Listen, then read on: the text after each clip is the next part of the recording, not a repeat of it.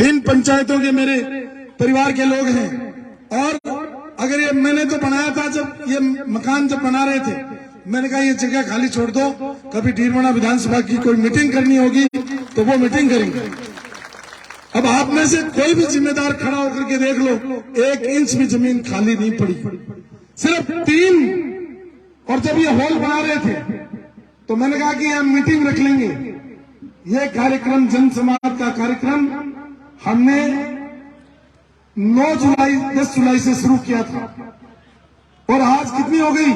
आज 4 सितंबर हो गई। लगातार ये कार्यक्रम चल रहा है पंचायतों का, सुबह और शाम। लोगों का सिलसिला टूट नहीं रहा है। ये आपका स्नेह ही मुझे यहाँ बांधे हुए। आज मैं 1998 का दूसरा एक जिक्र और करूंगा। ये तेजपाल, पीछे आवाज आ रही है क्या? ईमानदारी सबको सुन रही है? मजा नहीं आ रहा होगा क्योंकि लास्ट में पहले तो वहां अंदर ही बैठने का था। परसों तो नए बोलाए, पहले तो उसमें लगाए नए वो साउंड, क्या बोलते हैं उसको, स्पीकर। फिर 4 दिन पहले और नए मंगाए कि यार इनकी आवाज जाए। कल वो लगा रहे थे 4, आज वो भी फेल हो गए। आज फिर 3 नए मतलब इधर लगाए। तो मैं सोचता हूँ कि जिस दिन विधानसभा की मीटिंग होगी तो ये सामने जो पड़ा मैदान और ये पीछे पड़ा मैदान, ये भी छोटा पड़ जाएगा। इस तरीके का प्यार और स्नेह आपका मिल रहा है। श्रीपाल जी, मैं जब चुनाव लड़ रहा था, श्रीपाल जी ने मुझे एक बात कही थी। उन्होंने कहा था कि हम 50 वर्ष से भारतीय जनता पार्टी, जनसंघ, और कभी हम दिए में तेल डालते हैं, कभी कमल का फूल आ जाता है, हमारे अलग अलग निशान बदलते गए, पार्टियों को नाम बदलते गए, लेकिन इस डीडवाना में हमने कभी जीत का मजा नहीं चखा। मैंने लादड़िया में खड़ा होकर के कहा था मंदिर के सामने कि आप जीत का मजा ही नहीं चकोगे, आप राज का मजा ही चकोगे और राज भी करोगे। और मुझे उम्मीद है हर कार्यकर्ता ने एक बार फील किया होगा ये राज हमारा है। और अगर ये फील नहीं किया होता, आज पूरे बाजार में क्या चर्चा चल रही है? पूरे बाजार में ये चर्चा चल रही है कि यूनुस खान को टिकट नहीं मिलेगा। पूरे बाजार में क्या चर्चा चल रही है? यूनुस खान की टिकट कट गई। पूरे बाजार में चर्चा चल रही है यूनुस खान दोबारा नहीं आएगा। यूनुस का आए या नहीं आए, यूनुस का एमएलए बने या नहीं बने, राज आते हैं और राज जाते हैं। लेकिन मैं उन सब मित्रों को कहना चाहता हूं, ये देख लो कि मेरे माँ और बाप यहाँ बैठे हैं और कितनी संख्या में यहाँ बैठे हैं। सिर्फ 3 पंचायतों के इतने लोग बैठे। ये प्यार नहीं तो और क्या है, ये आशीर्वाद नहीं तो और क्या है। मुझे याद है 1998 का चुनाव जब मैं हार गया था, ये हमारे गांव के दोस्त बैठे हैं, मैं हार गया तो इनके नाना जी यानी मेरे पिताजी ने मुझे पूछा तुझे कितने वोट मिले? मैंने कहा कि 33,000 वोट मिले। तो कहा कि 33,000 लोगों ने ये सोच के वोट डाला कि तू एमएलए बनेगा। तू एमएलए नहीं बना, तेरी माँ का इंतकाल हो गया 1984 में। कहते हैं कि माँ के पांव के नीचे औलाद के लिए स्वर्ग होता है, उसका जाए, और बीवी का उसके पति के पांव के नीचे स्वर्ग होता है।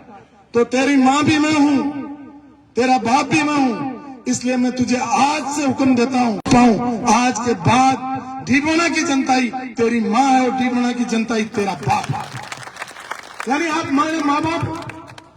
मुझे याद है भैरव सिंह जी शेखावत साहब के साथ में जब हरियाणा के चुनाव में महेंद्रगढ़ और नारनौल के प्रचार में मैं उनके साथ था, रात को 1 बजे उन्होंने मेरे को कहा कि मैंने पूछा कि मेरे को गुरुजी कुछ राजनीतिक बातें बताओ। उन्होंने कहा राजनीति में एक नियम बनाना ना, लोकतंत्र के अंदर अगर माँ बाप कोई होता है वो जनता होती है। एक नियम बना लेना कि जब कुछ भी समझ में नहीं आए, अब मुझे क्या करना है, अब मुझे कौन सा कदम बढ़ाना है, तो गाड़ी लेकर के जनता के बीच में निकल जाना, जनता अपने आप रास्ता बता देगी। इसलिए मैंने फैसला किया कि मैं जनता के बीच में जाऊंगा और आपके बीच में जाकर के मुझे पूछूंगा कि अब मुझे कौन सा रास्ता इख्तियार करना है। अब कुछ लोग कहते हैं कि यूनुस खान लाडनू से लड़ेगा, कुछ लोग कहते हैं नागौर से लड़ेगा, कुछ लोग कहते हैं आदर्श नगर से लड़ेगा, कुछ लोग कहते हैं सबसे ज्यादा मुसलमान कामा से लड़ेगा। मैं उन लोगों को कहना चाहता हूं कि आपने महाभारत देखा होगा। महाभारत में एक तरफ कौरव थे, एक तरफ पांडव थे, और भीष्म पितामह उनको पूछा गया कि पांडवों ने तो लास्ट में 5 गांव भी मांगे, ये भी कौरवों ने नहीं दिए, अन्याय किया, तो आप अन्याय करने वालों के साथ क्यों हैं? उन्होंने कहा न्याय और अन्याय का सवाल नहीं, सच और झूठ का सवाल नहीं, कौरव और पांडवों का सवाल नहीं, मैं तो इस हस्तिनापुर के सिंहासन से बंधा हुआ हूं, इसलिए मैं ये इस सिंहासन के साथ जो बैठेगा उसके साथ लड़ूंगा। अभी अंदर जन समाज में कमल का फूल लगा हुआ था। मैं मेरे उन सब मित्रों को जवाब देना चाहता हूं कि जिस तरीके से भीष्म पितामह हस्तिनापुर के सिंहासन से बंधे हुए थे, 2018 में मेरी पार्टी ने कहा कि यूनुस खान तुझे जाकर के सचिन पायलट को रोकना है, क्योंकि वो पीसीसी का चीफ है, मुख्यमंत्री बनना चाहता है, उसके सामने हम तेरे को चुनाव लड़ाएंगे। मैंने ये नहीं देखा कि भीलवाड़ा के लोग क्या सोचेंगे, मैंने ये नहीं देखा कि परिणाम क्या आएंगे।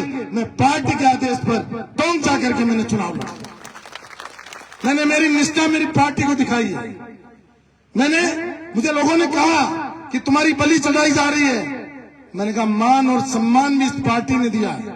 मैं आज राजस्थान सरकार में 10 साल मंत्री रहा, इन कार्यकर्ताओं की बदौलत रहा, मेरी पार्टी की बदौलत रहा, मेरे माँ बाप के आशीर्वाद की बदौलत रहा। इसलिए मेरा धर्म बनता है कि मेरी पार्टी का हुक्म आया है तो मैं टोंक जाऊंगा।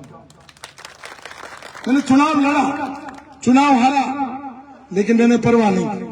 उसके बाद जिन लोगों ने यहां से चुनाव लड़ा, मैंने कभी भी उनको नहीं रोका टोका, मैंने कभी भी उनको अपमानित नहीं किया। मेरी जबान से पिछले 25 साल की राजनीति में कभी भी एक शब्द नहीं बोला किसी को भी, न ओछा शब्द बोला, न कहा। लोगों ने कुछ भी बोला होगा, मेरी गाड़ी के शीशे भी तोड़े तो मैं नहीं बोला। लोग कहते हैं कि यूनुस का कमजोर था, नहीं यूनुस का कमजोर था। और लोग ये भी कहते हैं कि मंत्री को मिनखों की आदमियों की पहचान नहीं। मुझे सभी पहचान है, मैं मिनख भी पहचानता हूँ, आदमी भी पहचानता हूँ, इंसान भी पहचानता हूँ, गुंडे को भी पहचानता हूँ, और सब चीजों को समझता हूँ। लेकिन मैं जब सोचता हूँ कि इनका और मेरा रिश्ता माँ और बाप का है, आज नहीं तो कल इस माँ बाप का आशीर्वाद मुझे मिलकर के रहेगा।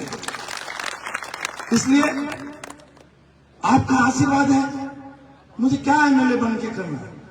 10 वर्षों तक मैं एमएलए रह लिया।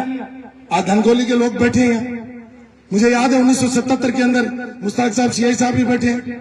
इनकी शादी में जब हम गए थे, बच्चे थे, एक बस आती थी, पैदल पैदल मौलासर से धनगोली तक गए थे, पैदल पैदल गए थे। उस समय रात को कहाँ बसें थी, कहाँ ऊंट गाड़ियां थी, कहाँ मतलब जीपें थी नहीं। 1977 में जब मैं 1977 और 80 की बात करता हूं तो मेरे सामने ये धनगोली के नौजवान बैठे, ये पैदा ही नहीं हुए थे, इनको पता ही नहीं है कि कौन सी मुसीबत। आज तो ये जिस तरीके की गाड़ियां चलाते हैं, जिस तरीके से मोटरसाइकिल चलाते हैं, युग बदल गया, युग जरूर बदल गया, लेकिन हमारा आचरण नहीं बदला, हमारे संस्कार नहीं बदले, क्योंकि हमारे माँ बाप ने संस्कार दिया, अगले का सम्मान करो, अगले की इज्जत करो, और ये हमारी पार्टी है। अब मुझे लोग पूछते हैं क्या करोगे? मैंने कहा मेरा फैसला 3 लोग करेंगे। कौन करेंगे मेरा फैसला? नारायण जी, 3 लोग करेंगे। ऊपर तो आसमान के ऊपर बैठा हुआ परमात्मा, नीचे मेरी पार्टी, और उसके बाद में मेरे सामने बैठे हुए मेरे माँ बाप मेरा फैसला करेंगे मुझे क्या करना है क्या नहीं।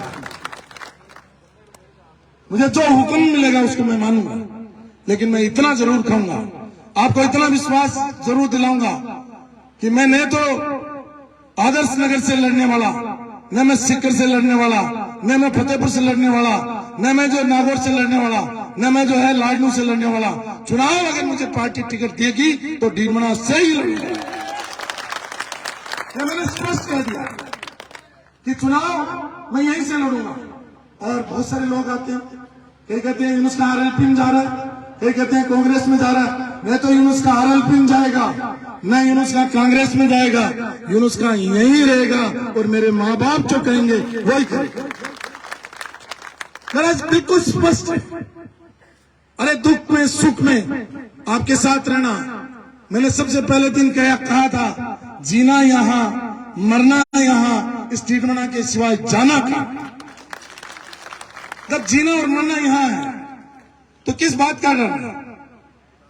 तो मैं आपको आपके प्यार के लिए, आपके आशीर्वाद के लिए धन्यवाद देता हूं। इस क्षेत्र में बहुत सारा विकास हुआ। अभी ये गुरुजी मैं सुन रहा था, बहुत सारी बातें कह रहे थे।